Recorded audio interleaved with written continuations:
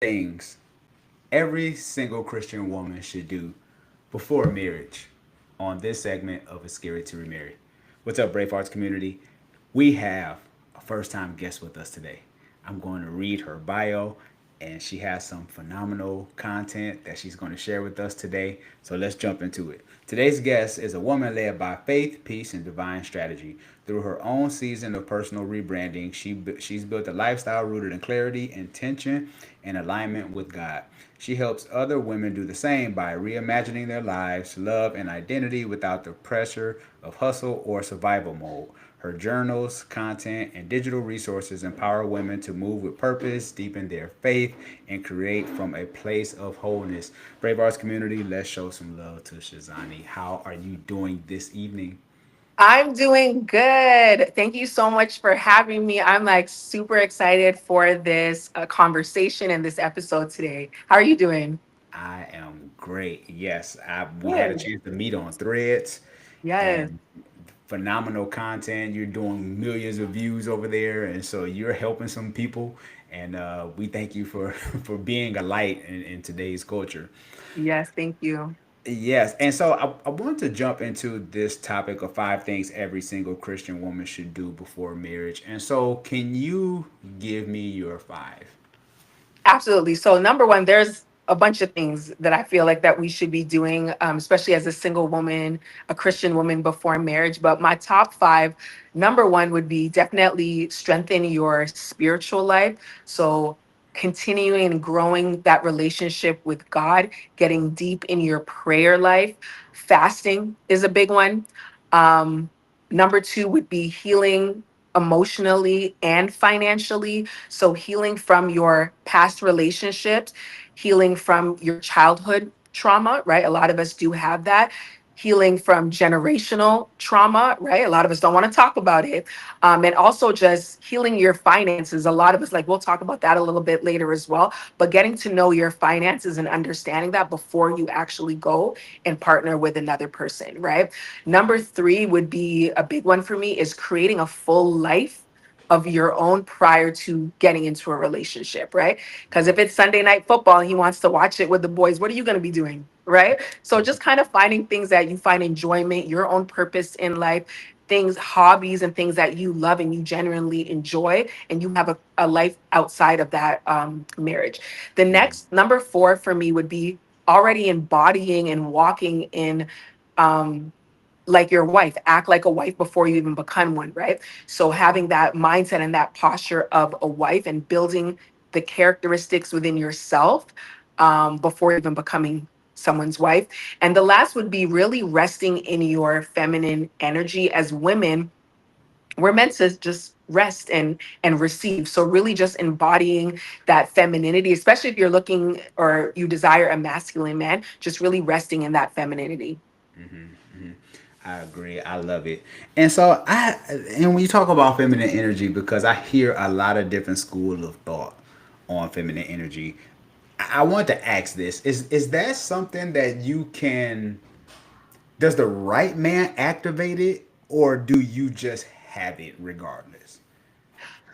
So that's a really good question because I heard a lot. There's been like a lot of conversations around that. So I feel like men and women, we both have masculine and feminine energy, right? So just thinking about like a woman, right? So a lot of times, majority of us are operating in our masculine energy, right? When you get up every day and you're going to work and you have these deadlines and you're paying bills and you're a lot of that is that masculine energy, that drive and that going, right? So it's not that we don't have the feminine energy, we do, we just don't tap into it a lot, right? But there's ways for you to tap into that, like through creativity, right? Rest, right? That's a big one. A lot of times, women, if we sit down and we're not doing anything, we'll think, oh, we're lazy or I got to do this. Sometimes just resting and being, that's you resting in that feminine energy. And when it comes to a man, so I think a man can, like, you already have that feminine energy, but a man, as a man that is masculine, his masculinity, right? The more he rests in his masculinity, the more space he creates for the woman to rest in her femininity. if that makes sense, right? So I think you're right. The right man, right, depending on what kind of man you're looking for, but a man that's strong in his masculine energy is going to naturally make that space, and you're going to feel safe. You're going to feel secure so you can rest in that feminine energy. Hmm. Love it. Yeah, because I hear so many different schools of thought about it, and I'm just like, and different women say different things, and so Mhm. I was just interested, especially what you thought of it, because I definitely respect what you have going on. So no, that's good. Love it. What's the number one thing Christian women overlook when preparing for marriage? Ooh, this is a good one. I think the number one thing that many Christian women overlook is the inner work, right? It's really the inner work because a lot of times, especially as Christian women, as women in general, we have this checklist, right? We have this box. We have these characteristics. We have these qualities that we desire in a man. We have everything of what he needs to be.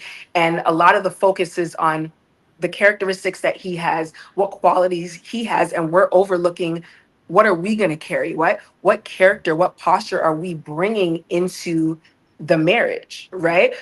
Are we like what are we bringing and adding to that's going to create value in that relationship?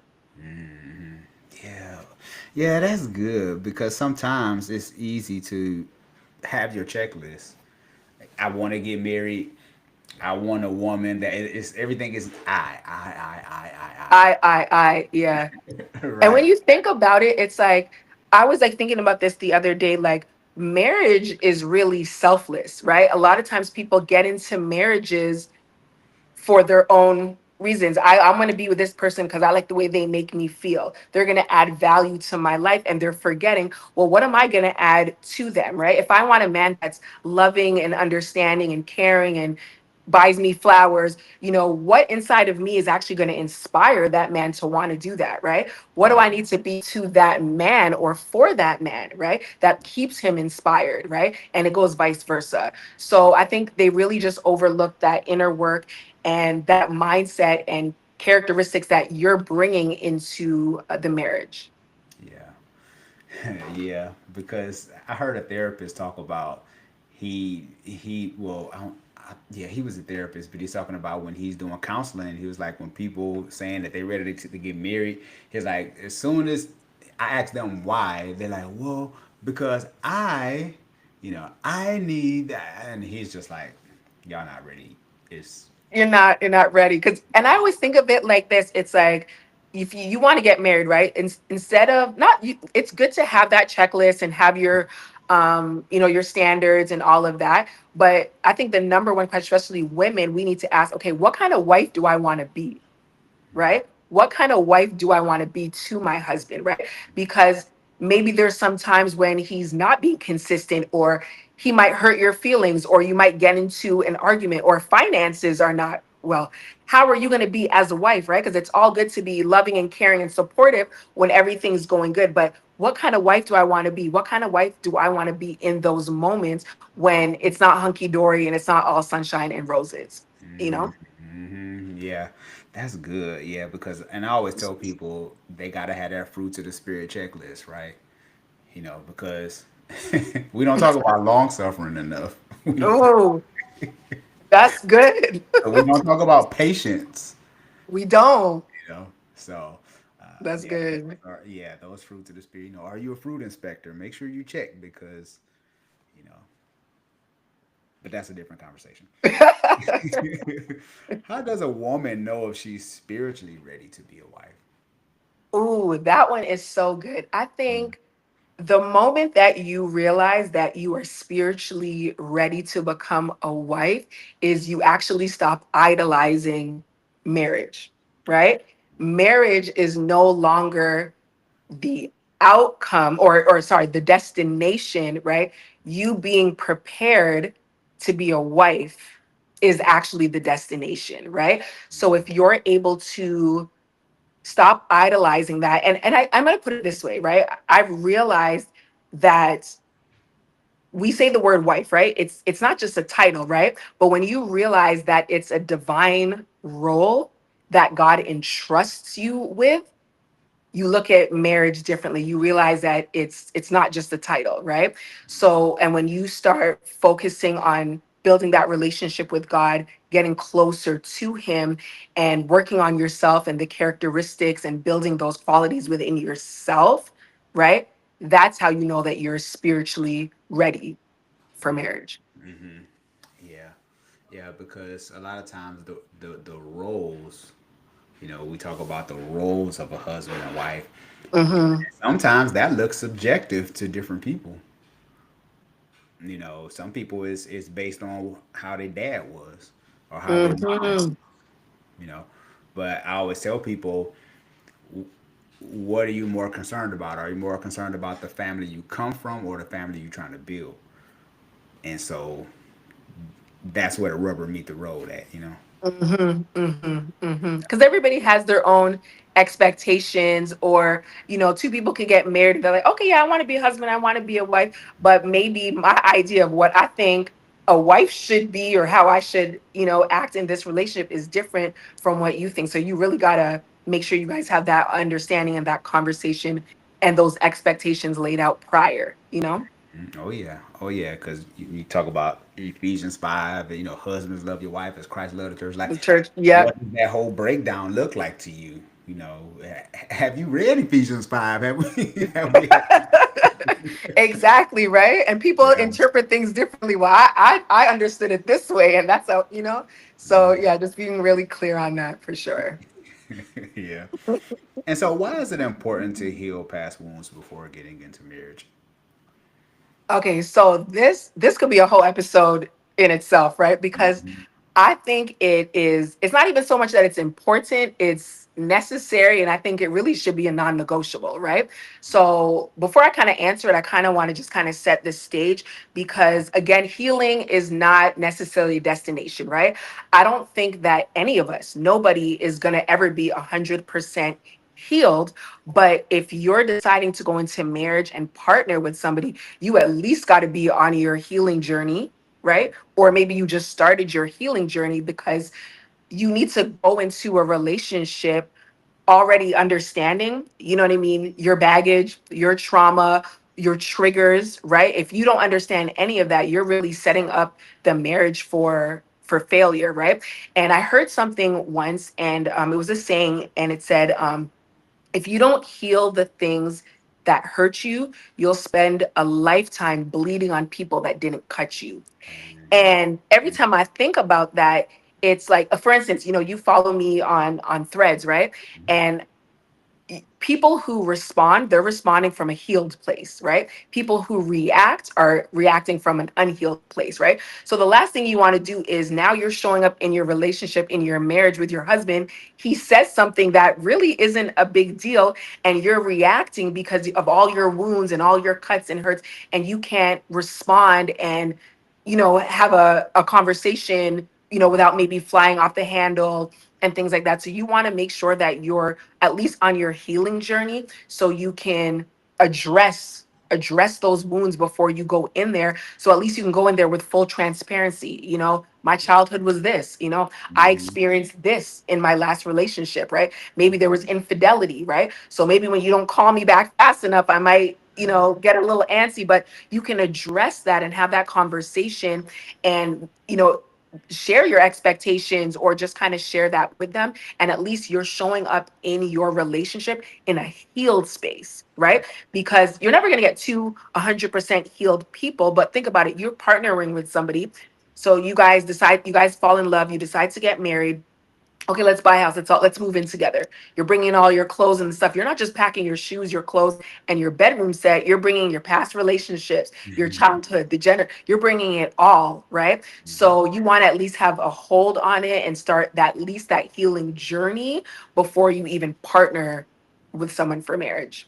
Yeah, yeah, I love it because a lot of times there's a lot of people who aren't even aware of their That's it. triggers, right? Mhm, They mhm. just mask it as that made me angry, And it's deeper than that. right? And anger is a secondary emotion, right? It's like, let's get behind the anger, you know. Why? And Hmm. so a lot of people don't even go beyond that, and so they think they healed, or they think I'm good, but really you're not, you know. And so I'm glad that you brought that up, because I think sometimes too, when people get into relationships and they pursue a marriage, sometimes they put on a Macy's salesperson. It's yeah, it's Macy's. Macy's no longer around, huh? I guess I'm telling my age. Macy's, yeah, I think it's gone. But anyway, you get what I'm saying. Yeah, no, I Yeah, get what you're saying. They yeah. put their best foot forward, and I think it's even, important even in just like the dating or the courting process, like asking people, you know what I mean? Like maybe not really just come out and saying it, but I've asked people before, like, are you in therapy, or what do you think about Mhm. therapy? Just to kind of hear.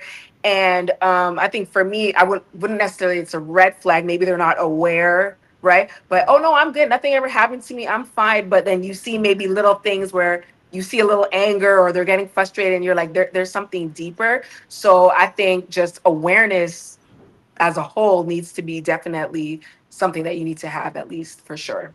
Yeah. So if someone tell you that they aren't in therapy, is that a non-negotiable? Is that something that you just like, nah, that's a red flag?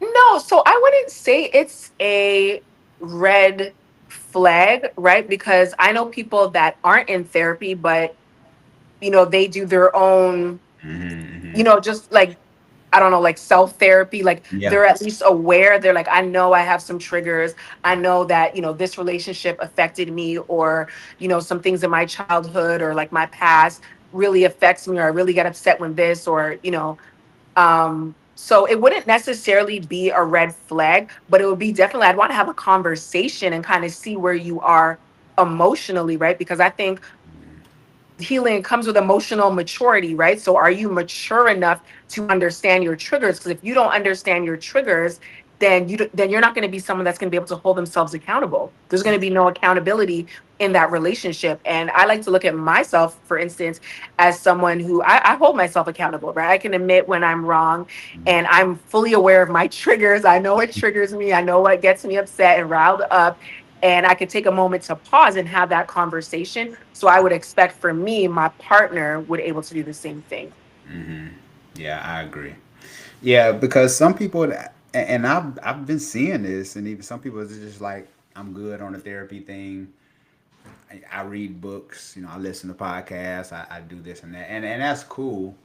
Hmm. I will say though, in therapy, there has been some things that been unlocked in me, and I'm just saying from experience that I was like, oh, so that's why I was messed up. I was, and the Brave Arts community know I talk about this. I didn't even know I had mommy issues till like 2 years ago. Isn't that crazy? I believe. But it just came in therapy, right? And so now, Yes.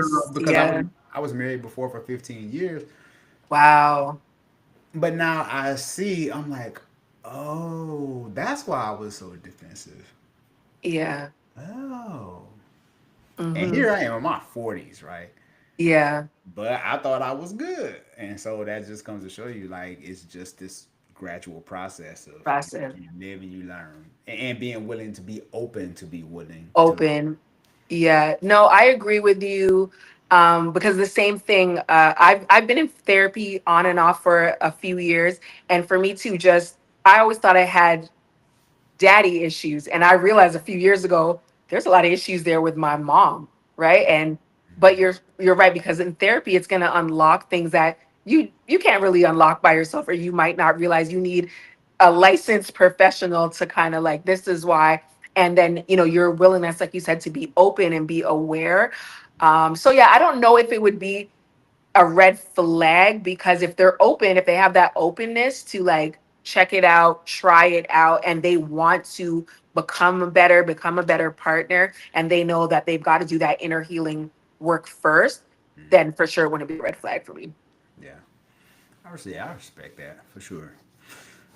What role does financial clarity play in preparing for a godly marriage? Ooh. I think it's important, right? So I think biblically, a man is the provider, right? I'm not saying that he needs to be a millionaire, but a man that has the spirit and the posture to know to that wants to provide for his family, right? But on both parts, I think transparency is really important and having those conversations early on, right? And just kind of being clear of maybe prior obligations, child support, or whether it's, debt or school, whatever it is, right? Just being really clear with that because a lot of times, unfortunately, a lot of marriages suffer, right? And end ultimately because finances, right? Even when people are making really good money, maybe some people are not good managers of money, right? But knowing that ahead of hand, and then even just setting that expectation and being clear, because again, like you said, right? Marriages look different for different people, right? So we could sit here and talk about the 50-50 where people are talking about, or, whether the man takes on the full responsibility or, stay at home wife or stay at home dad, different things, right? But just really creating that expectation of what both parties are kind of willing to bring to the table. And another thing I want to point out with like financial clarity, I think there has to be something said about, what am I trying to say here, when finances aren't so well, right? So, how does somebody handle, right, when finances aren't so well? So, I want to tell you this quick story. So, a friend of mine, a few years, she was married for like a really, really long time. Finance guy, he did very well for himself and the family, providing for his family, lived in a beautiful house, had a couple cars, life was good, right? She also worked, but she was able to kind of keep her paycheck, maybe pay a bill here and there. But for the most part, he took care of everything. So a few years ago, he lost his job, right? He got laid off. And, so during that time, she kind of held it down, right? While he was looking for a job. So I think this went on for about like a year. And he got up one day and was like, I can't get a job in my field, because he wanted the exact same job with the same kind of pay. He didn't want to take anything less than that, right? And I guess he said that he didn't really feel like he would be a man because he wasn't able to provide for the family.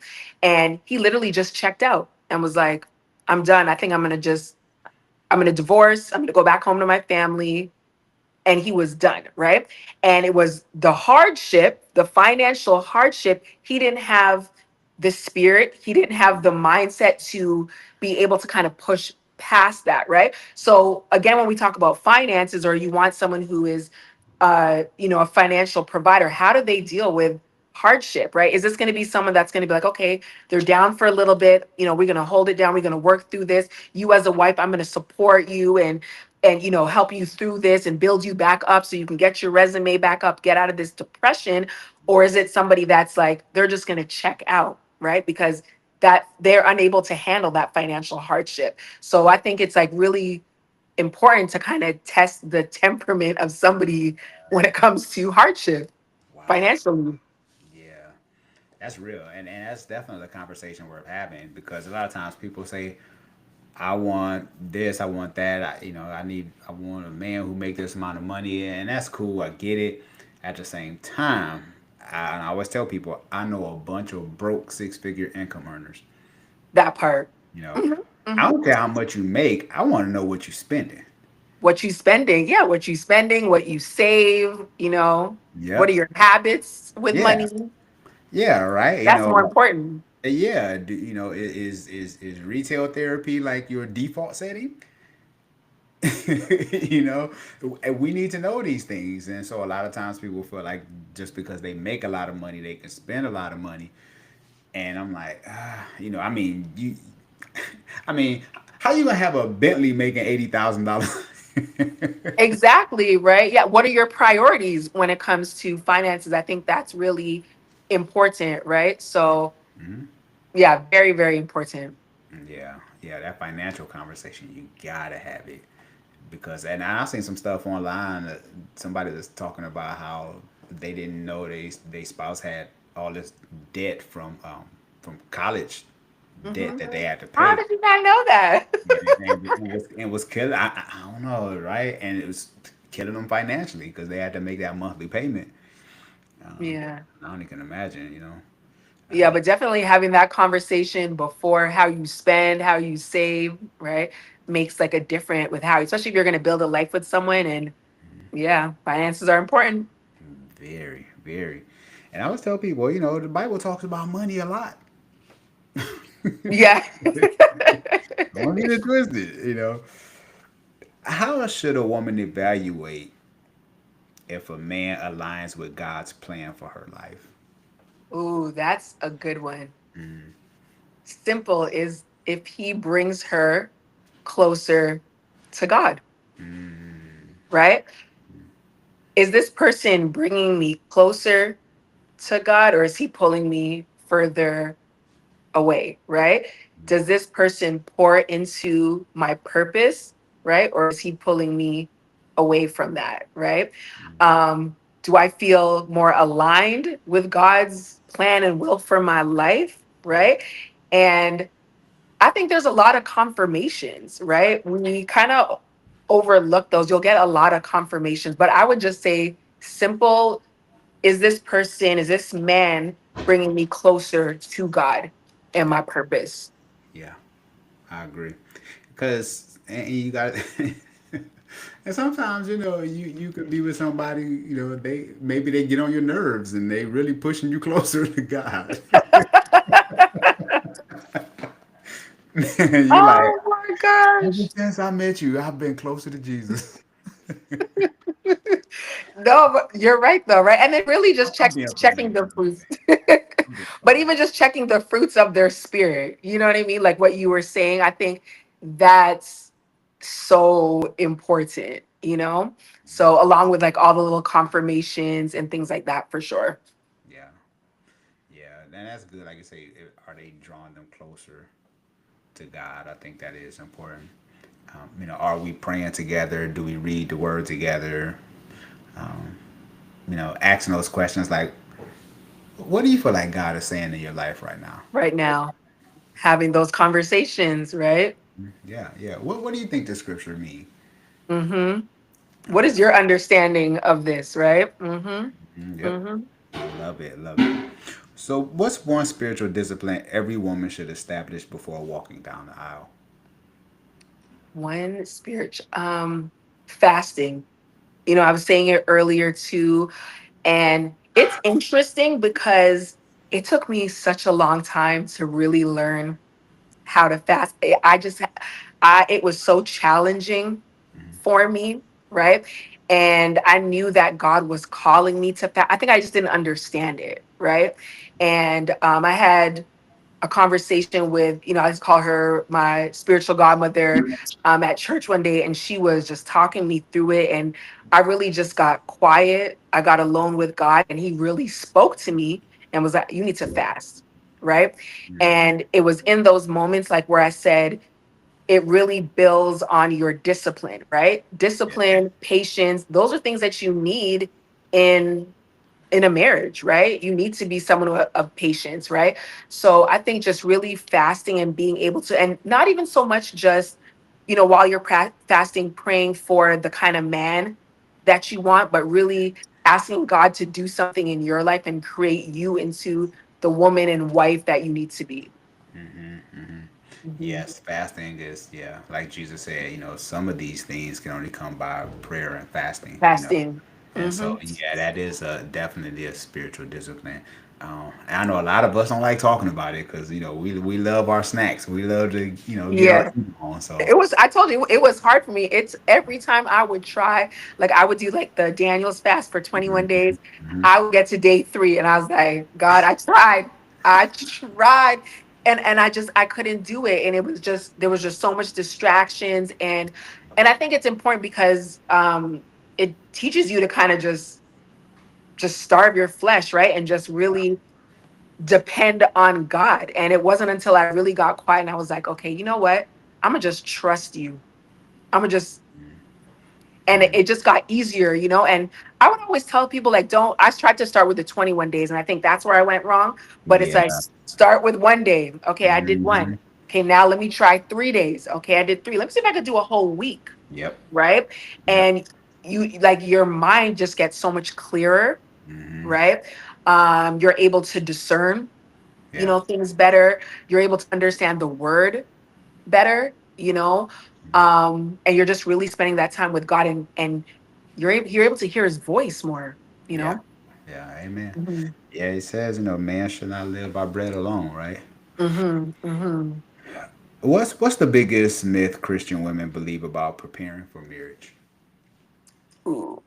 So I would say the biggest myth would be that you have to find the right man, right?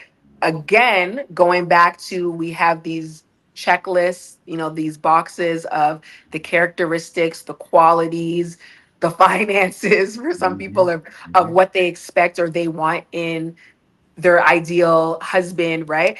And there's a lot less focus on becoming the right woman, right? Because when you think about it, the right man, or the man that you desire, I'm sure he's got a checklist too, Yep. right? Yep. Right? Do you meet those, right? And I hate this. What do you bring to the table, right? I hate that. Yeah. That could be a whole thing on another day, but I hate that question. But in reality, what do you bring to the table, right? What kind of woman, what kind of wife are you going to be, right? So instead of the myth of just, you got to find the right man, or even when you see people that are single, or if you ask people, oh, why are you oh, I just haven't met the right person yet, right? People don't want to talk about it. It's not that you haven't met the right person. Are you the right person, right? Are you the right person, right? And even like speaking with that, a lot of people will say that, right? I haven't met the right person, or I keep meeting the same kind of man, or I keep Hmm. meeting the same kind of woman. And the common denominator is you, right? If you keep meeting these are the same people, right? It's a you problem. People don't want to talk about it, right? So instead of focusing on the right partner, focus on you becoming the right partner and you embodying those qualities and those characteristics first. So I would say that would be the biggest myth. Yeah. Yeah. That's good. Yeah, that's good. I want to kind of change directions a little bit. We got a couple of minutes. And so, first of all, I want to do Shazani Uncut. Right. Okay. Ooh. Yeah, we're going to do Uncut. But first, I want to take a word from our sponsor at Okay. Love Fearlessly Intimacy 30 card intimacy card deck. Card deck that my wife and I created. Great for date night, great for when you're getting to meet someone. Questions that really make you think. And so the cool thing about this deck is that it's coming from a husband and wife who actually we put our minds together and just didn't think of only the men but the women too. So Shazani, I want to ask you one question from this deck. Ooh. All right, you ready? I'm ready. All right. How did you manage hurt and disappointment growing up? Ooh. Okay, wait. Ask me that again. How did I?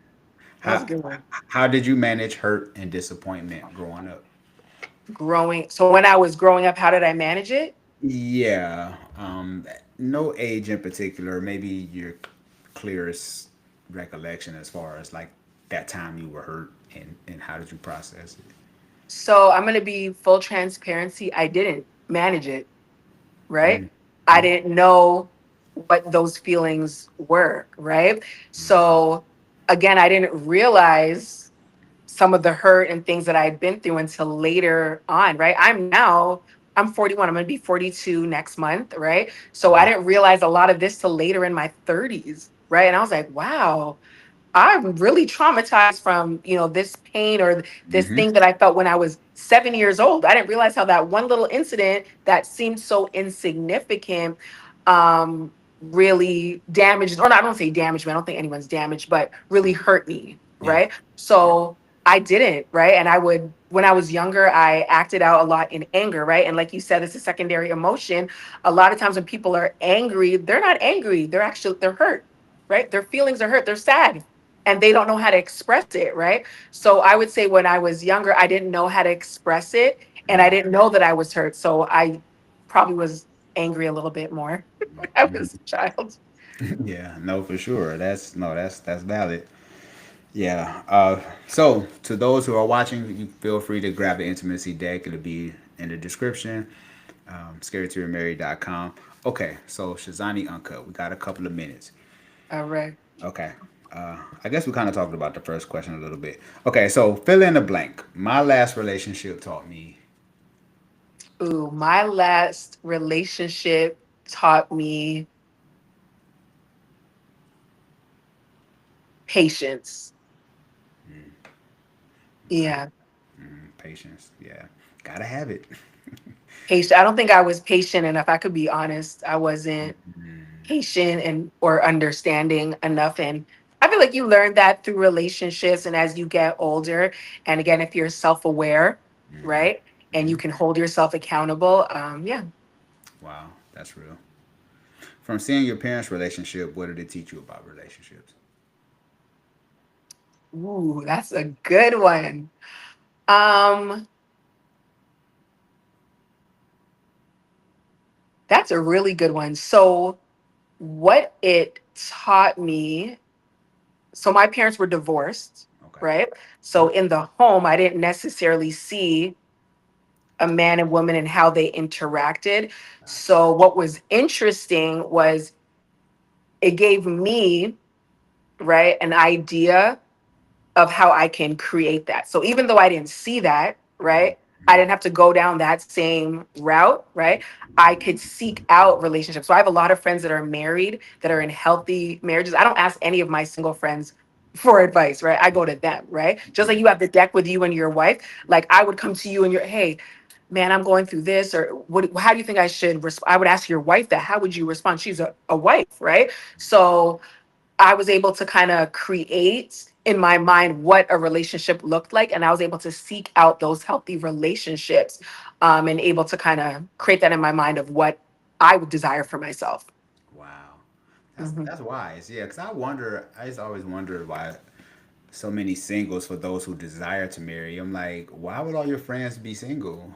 Like, why not be What are around they going to tell married you? couples? Yeah, y'all in the same boat. I, Right? you know, but Yeah. I've heard Mhm. horror stories, and so I get it. But I'm just, Yeah. yeah. Um, okay, so what's harder for you to say? A, I apologize. B, I need help. C, I love you. Or D, I was wrong. Out of everything. So I apologize. I could say I could apologize easily. And what was the second one? I need I help. need help. I need help. That you want to talk about that a little bit? Yes. And it's something that I'm working on, right? And I've worked on it, but out of all of those, like I said, I can hold myself accountable. But I think because when you say I need help, you got to be you got to be a little bit vulnerable, right? You got to be honest and especially depending on how you grew up, right? If you had to be hyper independent, right?